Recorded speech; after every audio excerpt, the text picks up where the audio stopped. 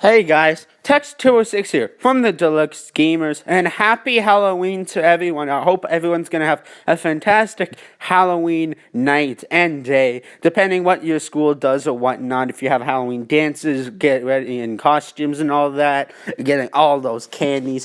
Anyway, today's episode is gonna be about Darconius Go. This video isn't sponsored, obviously, but I just randomly came across it in the App Store because, what games can I find in order to play for the channel? So I found this. I'm like, this kind of looks like Pokemon Go. I wonder which game would be better. So, I don't play much of Pokemon Go anymore. I only play when there's events. So, I decided to pick up the game and play it for a week and see how it was. Faded didn't upload last week. Basically, we know your school and all that. So, we're going to upload 2 videos for that. So, there's going to be 2 videos this week. Anyway, so you get to customize your avatar. You get the same pop-up screen as, like, safety reasons, all that.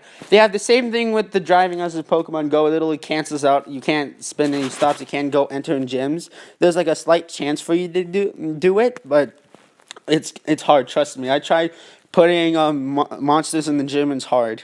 The reason why I say monsters is because this game is not full of dragons. They're mostly, like, just beasts, like monsters. There's very few dragons. I haven't seen really a dragon yet. The closest I have seen to a dragon is, like, I don't even know what you call it. It's like a flying a water bird or something like that. It's not a seagull, though. It's not a pelican. It's way different than that. It has, like, a small beak, and it has, like, aquatic tail. But anyway, so here is like my first starter I'm catching. It's called Firepaw. I called it like Firecat, I think, or something. Furnace Cat. I kind of forgot because it was like 2 Wednesdays ago since I recorded this part. Anyway, I managed to catch it, and it's pretty simple. So they have curveballs just like in Pokemon Go, but it's like way wonky. It's a bit odd how the curveballs work. I'm still trying to figure out how it works, but yeah, you have to really flick in order to actually land it, and sometimes you'll flick too far or too close to you. So yeah, here we go. This is the candy. This is an evolution of a potty. Yeah, no, I'm not kidding. There's literally a thing called potty. It's like a flaming pot. I think they should probably change that before people make fun of the name, which they're probably gonna. Like, let's be honest, its name's Potty. Anyway, so the name choices are pretty clever, I'd say. Like, the main one that I have, Wind Dance, it's like a wind dancing mushroom. It's actually like kind of a clever punny name. Anyway, so there's like lots of stops everywhere, but there's also like mostly on highways and roads, I find, and then also with gyms too. So really, you can't get them, but and also gyms like on people's houses. So what I think they should do, they need to fix that, and they need to put it in places that are not at people's houses, because then there's gonna be, when the game gets more popular, people are gonna start swarming people's houses to get the stops and all that. Anyway, so what's very cool about this game is it distinguishes itself from Pokemon Go. It has quest systems, and the quest systems like gives you rewards. I haven't really completed a quest yet, but you have to like collect 12, for example. Like, you have to collect taxes 12 times, which is the money that you get from putting your monsters or dragons in gyms. It's the same old gym system as Pokemon Go had when it first launched, but also they have 2 types of gyms. There's arenas and there's libraries. The libraries are where you put your monsters in for like around 119 hours. I know that's a lot of hours, but you could speed it up with the more monsters that you put in separate libraries. And when the time runs out, then you can choose which monster to choose their move. Like, really, it's like the TM system in Pokemon Go, but instead, you have to wait like a certain amount of time to teach a certain amount of monster a certain move. It's probably random. I only have done it once, and I got like the best move for one of them. It was like this shell-looking, tornado-looking thing. They changed the name. It used to be Tornadus, the ripoff of a Pokemon name, actually. So they changed it to, like, the Kelpie or something like that. Anyway, they have lure systems, same. It works the same.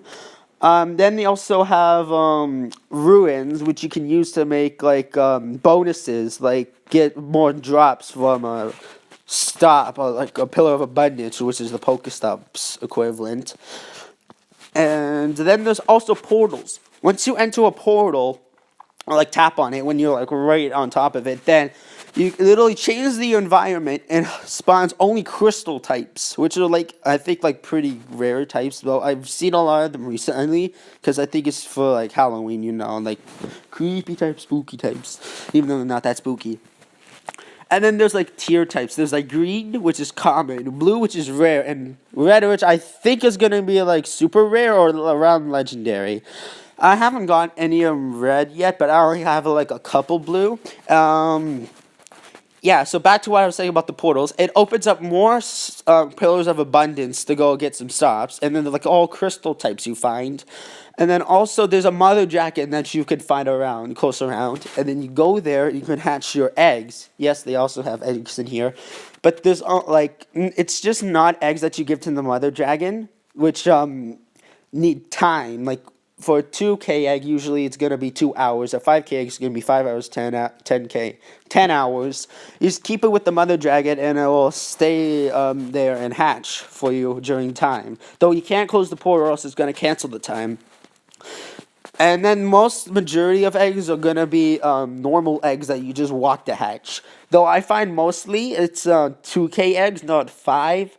And they hatch evolutions too, which is kind of weird. I hatched like the wind dance I was talking about before, my strongest. It hatched as its that's the second evolution of a thing called Shroomy, which I didn't find until earlier on yesterday, which is really weird.